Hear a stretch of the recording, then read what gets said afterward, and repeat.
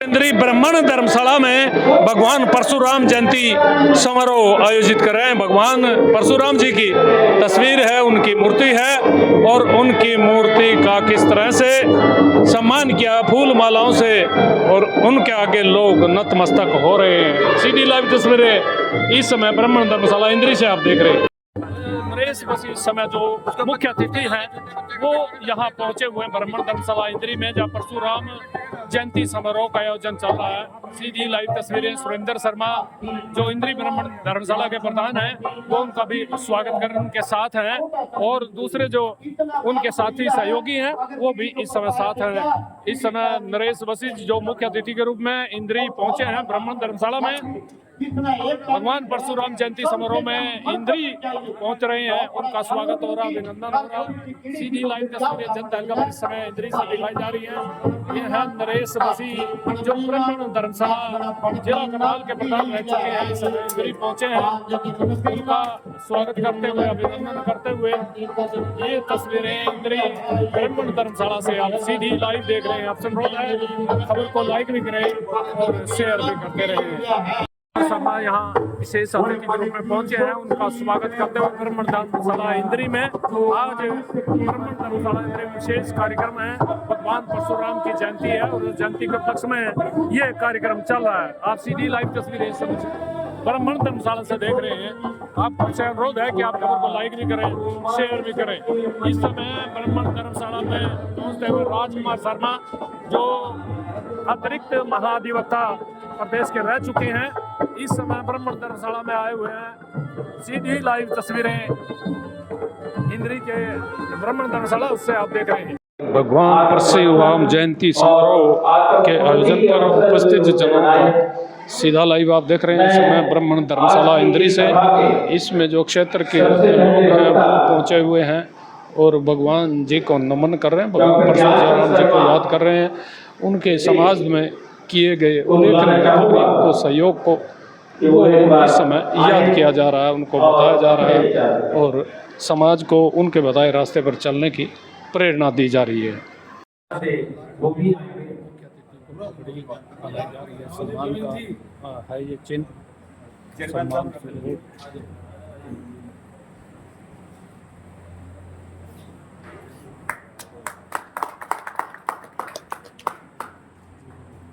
पगड़ी के साथ मुख्य अतिथि को स्मृति चिन्ह भी भेंट किया जा रहा। भगवान परशुराम जी की तस्वीर है और वो एक स्मृति और उनकी याद रहे और उन्हें हमेशा ही भगवान परशुराम की राज्यपाल जी बिल्कुल जापान से और विकास कर्ता जी बिल्कुल ब्राह्मण से सदस्य हैं, नरेश कुमार जी चौगावा से, अखिल धोती से और अखिल गौतम जी।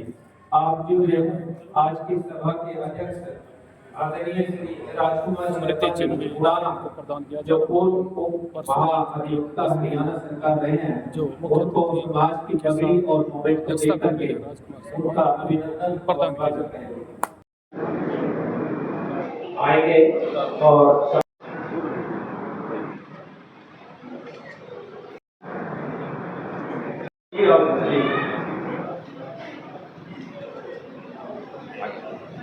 स्वागत करेंगे और साथ ही निवेदन है प्रधान जी से कि प्रधान पवन सिंगला जी को भी एक साथ ही भाई करमवीर गुजर जी कलर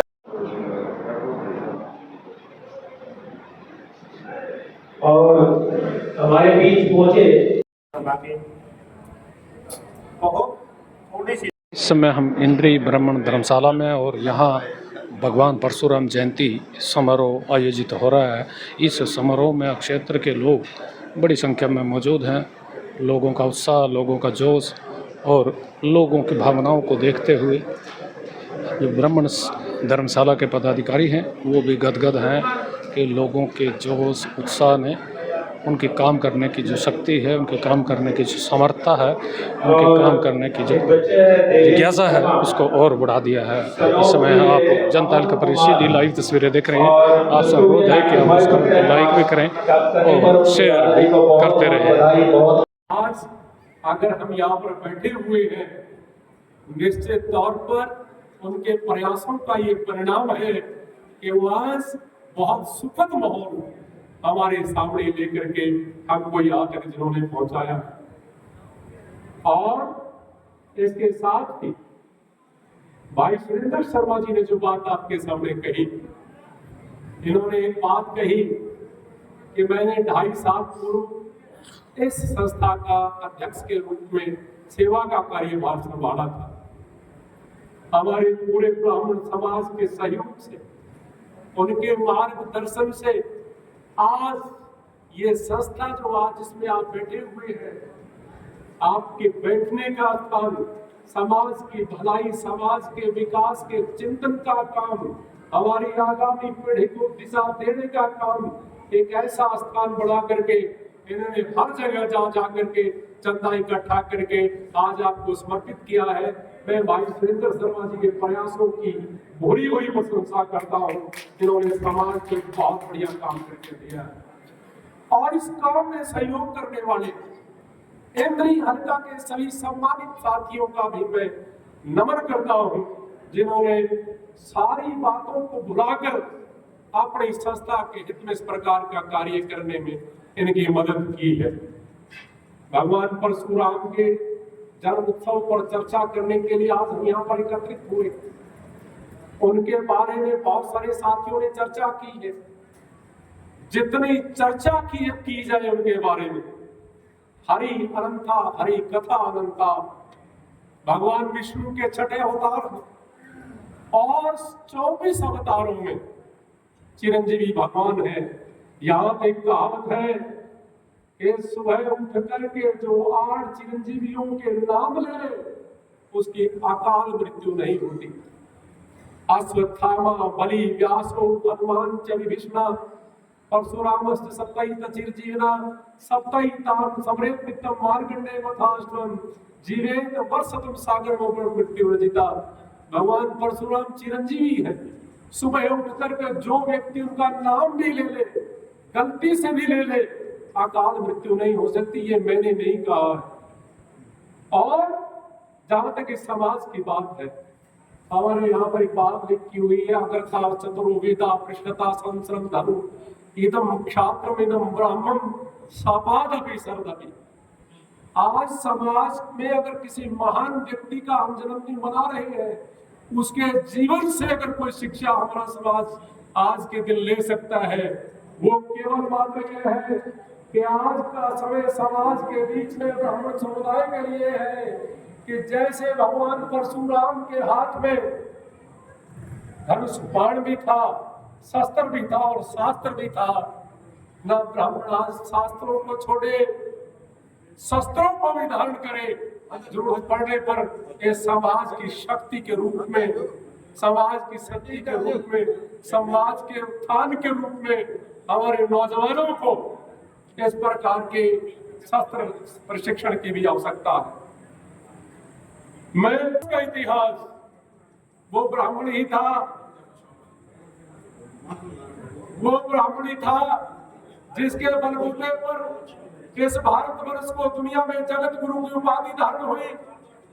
दूसरे देशों के लोग जब सोए पड़े थे, भारत में वेद मंत्रों का उच्चारण होता था और इन ब्राह्मणों की बलबुद्धि के बल पर ही भारतवर्ष को जगत गुरु के रूप में पूजा गया।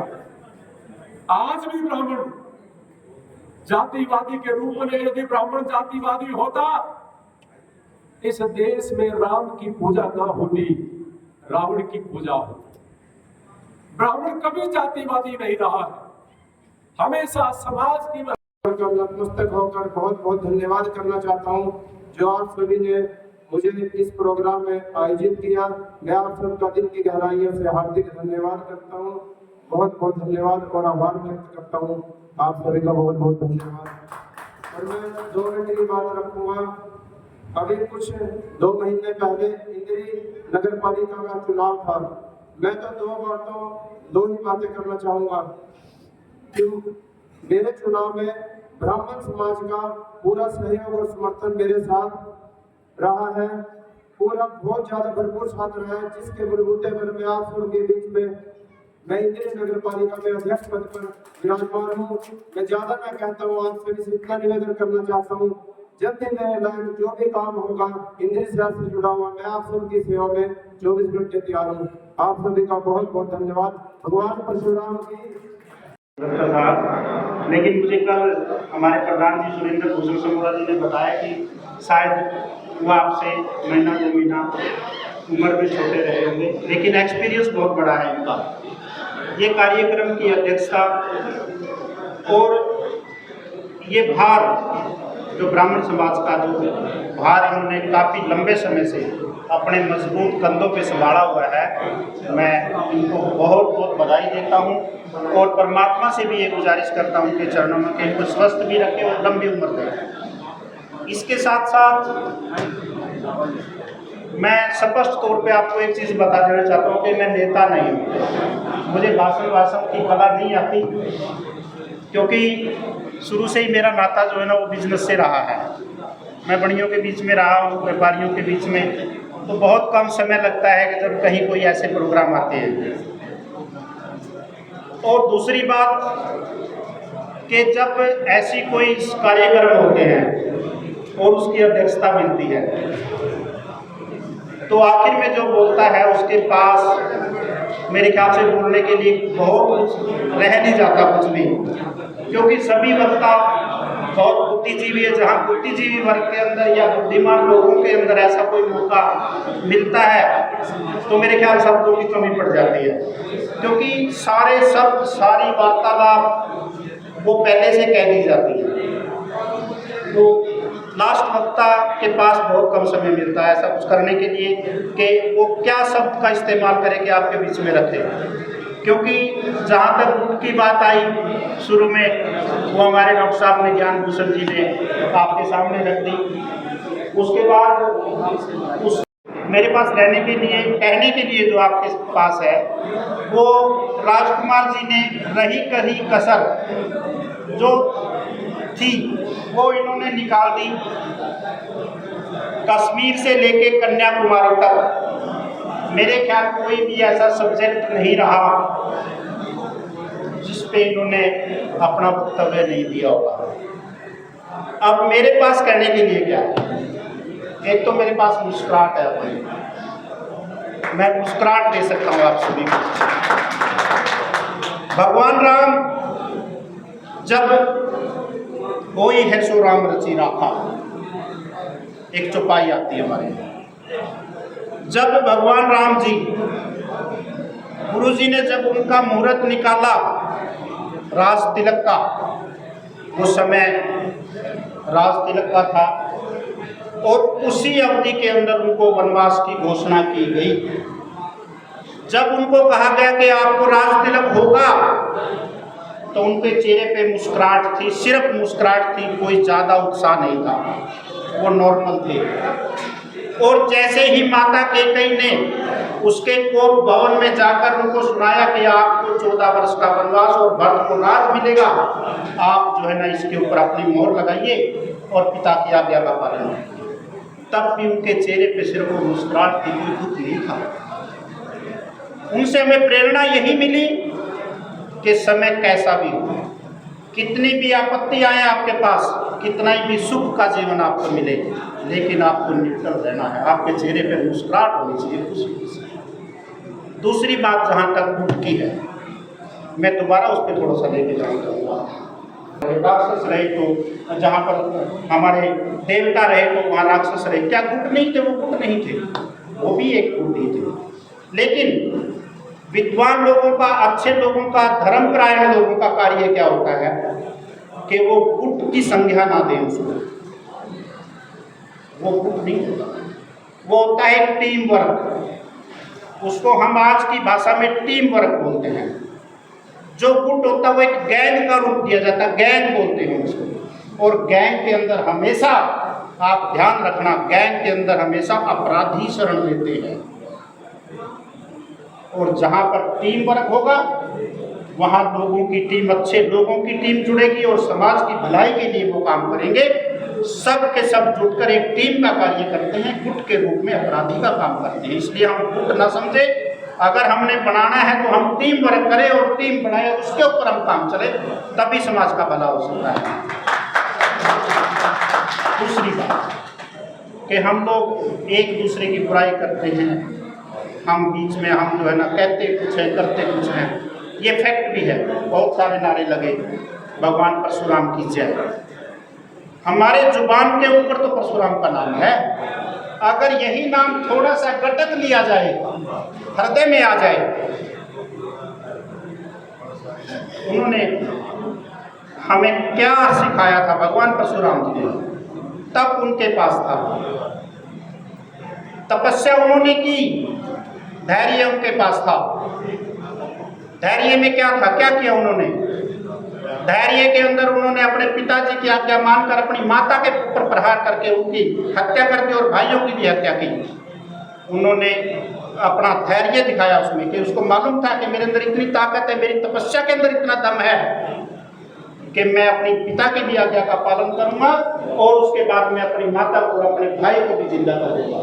कितना बड़ा तप था। नरेश बसी जी, पूर्व प्रधान ब्राह्मण सभा करनाल, और अध्यक्षता कर रहे मेरे बड़े भाई राजकुमार उड़ाना जी, वो किसी पहचान के मोहताज नहीं हैं। वो हरियाणा सरकार में भी उप महाअधिवक्ता के पद पर रहे हैं और समाज में जितनी बार मुझे अपने जीवन में कोई संकट आया, और मेरे तो संकट मोचन रहे हैं, भले ही किसी आदमी को ये बात ना अच्छी लगे, लेकिन मुझे पता अपने जीवन में कितने झगड़े मुकदमे और कितनी आफतों से गुजर के मैं यहाँ तक आपके आशीर्वाद लेने के लिए पहुँचा हूँ। तो इन सब में सबसे बड़ा योगदान मेरे भाई राजकुमार उड़ाना जी का रहा है, मेरे रिश्तेदार भी हैं। और आज जितने भी यहाँ मेरे बुजुर्ग नौजवान साथी जो आए हैं, सबका मेरे पास ऐसे शब्द नहीं है जिनसे मैं उनका धन्यवाद, उनके आगमन का स्वागत करूं। भगवान इनको और ये मेरे समाज के लोगों ने जो दान दिया है और मेरी कार्यकारिणी ने जो सहयोग दिया है, उसकी भी वर्णन करने के लिए मेरे पास शब्द नहीं है, क्योंकि मैंने सोचा नहीं था कभी कि मैं अपने कार्यकाल में 5 लाख रुपए भी समाज से या अन्य किसी साधनों से जुटा पाऊंगा।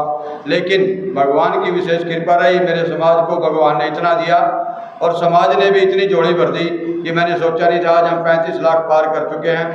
और सभा आपके जब मेरे को इसमें सेवा करने का मौका मिला तो ये पिलरों पे खड़ी थी, 3 मंजिल। बनाने वालों ने जगह मोल ले दी थी और बिल्डिंग खड़ी कर दी थी, इसमें कोई दो राय नहीं है। 40 साल समाज के, शहर के उन बुद्धिजीवी और विशेष परिवारों ने 40 साल इस सभा को जिंदा रखा और आयोजन करते रहे। अब की बार ये आयोजन लेट हुआ, उसके लिए मैं माफ़ी चाहूँगा, क्योंकि मैं बीमार था, आपकी दुआओं से ठीक हुआ हूँ। तो इसमें जितना योगदान लोगों ने, भाइयों ने, मित्र प्यारों ने दिया, करनाल से भी लगभग 3 लाख रुपए का योगदान मैं ले आया हूँ, जिसमें अखिल गौतम जी हमारे डबकोली से, रामचंद्र मानों से, किसी भी कारणों से कोई कमी रही होगी, हमारे परिवार है मेरा ये कार्यकारिणी, इसने बड़ा सहयोग दिया। अकेला आदमी कोई कुछ नहीं कर सकता, भले ही उस घर में भी अगर कोई कामयाब इंसान होता है, उसके पीछे उसकी पत्नी होती है, उसका भाई, परिवार, रिश्तेदार होते हैं, लेकिन मेरे साथ मेरा परिवार, मैं तो एक छोटे से गांव का एक छोटा सा तुच्छ सा आदमी था, जिसको मेरे समाज ने मेरे गांव पर, मेरे परिवार पर जो एहसान किया, मेरे पे भरोसा किया, मैं उनके लिए भी आप सबका धन्यवाद और शुक्रिया अदा करता हूँ। और एक सबसे बड़ी बात, आज हमारे को लगभग 2.5 साल पूरे हो गए हैं। मैं अगली दिसंबर जो आएगी 2025 में, इसमें हम चुनाव करा देंगे। हमारा कार्यकाल पूरा हो गया है। अपने नए प्रधान के लिए आप अपना नया प्रधान ढूंढें और पूरी कार्यकारिणी का गठन करें, ताकि हम भी उनका सहयोग कर सकें। और मैं एक बात और कहूँगा कि आज आप बैठे हो, आप सबके बीच में अगर किसी को इतराज़ हो तो बताना। हम आरओ भी बनाएंगे, जो रमेश मोहन जी ने पूरा जीवन समाज को दिया, उनके सुपुत्र हैं श्री सुरेंद्र दत्त जी आरओ, और ARO हमारे शिव कुमार जी पटेरा से जो ना शास्त्री जी हैं, वो भी एक समाज के बहुत प्रतिष्ठित आदमी है। इनको ARO बनाया आपकी अध्यक्षता में, ताकि आने वाला चुनाव इनकी ही रणनीति में हो और ईमानदारी से और निपुण हो, और इसमें आप लोगों के सहयोग की जरूरत है। और इस दौरान कहीं भी किसी भी प्रकार की कमी कोई रही है, मैं नाम नहीं ले सकता। इंद्री हल्के की है, ब्राह्मण समाज की, वो कहाँ है? सब बिखरे हुए हैं। आपसे छोटे छोटे समाज जो है वो एकत्रित हो चुके हैं। आप जो है अपने ग्रुपों में बंट करके स्वयं समाज से, राजनीति से पिछड़ते जा रहे हैं।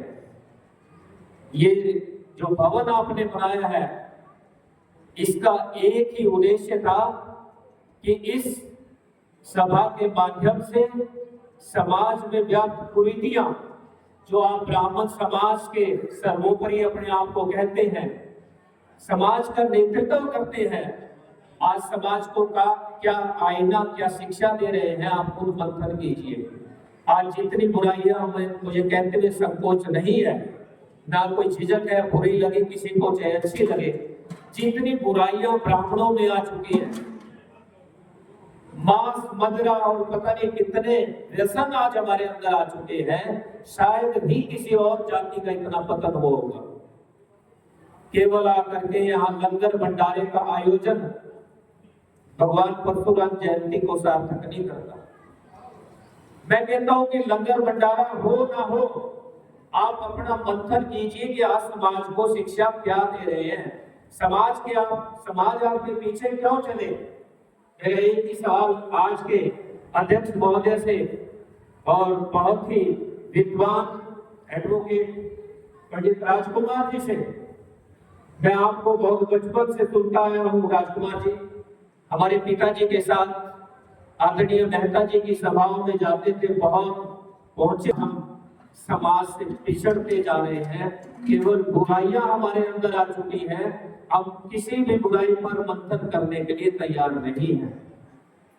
आज ईगो इतना आ गया है हमारे अंदर, आज इतना घमंड आ गया है, एक दूसरे की बात को स्वीकार करने के लिए, सुनने के लिए तैयार नहीं है। तो साथियों, मैं अगले वक्ता के रूप में 10 कुर्सियों में कोई ना आए, इसलिए बनाई गई थी। और भाई गौतम ने एक बात कही थी कि जैसे जैसे कोई सभा बनती है ना, और जैसे जैसे उसमें पैसा लगता है और जमीन खरीदी जाती है, तो पैसा तो लगता जाता है, पैसा भी आने लगता है, परंतु जो भाई लोग होते हैं ना, मान लो जो समाज होता है, वो कम होने लगता है। तो मुझे आज वो जो शब्द है उसके भाई के, और वो चीज आज प्रैक्टिकल में नजर आ रही है। तो इस चीज को छोड़ के, तो अगर भगवान परशुराम के नाम से एक नहीं हो सकते, तो फिर जयंती मनाने का औचित्य क्या है? इतने सालों से हम जयंती मना रहे हैं, छोटी छोटी बात पे नाराज हो जाएंगे। ठीक है, इलेक्शन है या कोई ऐसी बात है, थोड़ी बहुत चलता ही है समाज में, जिसमें काबिलियत है, जिसको पब्लिक चाहती है, चलो वो बन गया। अब जो बन गया वो अपने हिसाब से काम करेगा, हमारे कहने से थोड़ी करेगा। ठीक है, हमारी सलाह है, हम सलाह दे सकते हैं और तो मौके पे हैं, और हमारा काम क्या है? सलाह तो देने आएंगे, और मौके पे भी नहीं आएगा। सलाह तो देंगे, तो जब कार्य होगा, जब कोई नजर नहीं आएगा। अब इतने दिनों से सभा में काम चल रहा है, बहुत कम लोग होंगे जो मान लो महीने में, 15 दिन में, 8 दिन में, इंद्री तो आते हैं हर रोज ही, परंतु सभा में नहीं आते। इसको क्या है? इसको क्या कहते हैं? अहंकार कहते हैं। इसको क्या कहते हैं? देह अभिमान कहते हैं।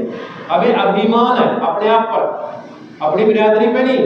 बिरादरी का तो जरूर है, ठीक है, बिरादरी में जाएंगे, नहीं तो क्या लगता है, कोई किसी का कुछ नहीं लगता। तो मतलब इन चीजों से फिर जयंती मनाने का कई बार हमारे मन में भी आता है, फिर जयंती मनाने का औचित्य क्या है? और जब भी किसी महापुरुषों की जयंती मनाते हैं, तो वहां दो ही चीजें होती है भाई। एक तो उसका अनुसरण करो, जो वो समाज के लिए करके गया, या बहुत कुछ जो स्थापित करके गया, तो उसको अनुसरण करो। और दूसरा क्या है, सुबह शाम मान लो, तो कम से कम इतनी तो यहाँ प्रतिज्ञा करके जाए, जरा संकल्प लेकर तो जाए कि मैं अपने घर पर जाकर सुबह शाम आज के बाद जब भी मुझे समय लगे तो मैं संध्या अवश्य करूंगा। क्योंकि मैंने तो कहते हैं कि हिंदू धर्म में सनातन ब्राह्मण धर्मशाला में मौजूद है, और यहाँ भगवान परशुराम जी की जयंती समारोह का आयोजन हो रहा है। इस आयोजन में बड़ी संख्या में लोग उपस्थित हैं, भगवान परशुराम जी को याद कर रहे हैं, उनके बताए रास्ते पर चलने की यहाँ प्रेरणा दी जा रही है। ये कार्यक्रम इंद्री ब्राह्मण धर्मशाला में चल रहा है, और हमेशा की तरह इस बार भी भगवान परशुराम जी की जयंती समारोह में क्षेत्र के मौजूद लोग और जो अन्य गणमान्य लोग, सीधा लाइव जनता खबर आपको हम इंद्री ब्राह्मण धर्मशाला से दिखा रहे हैं।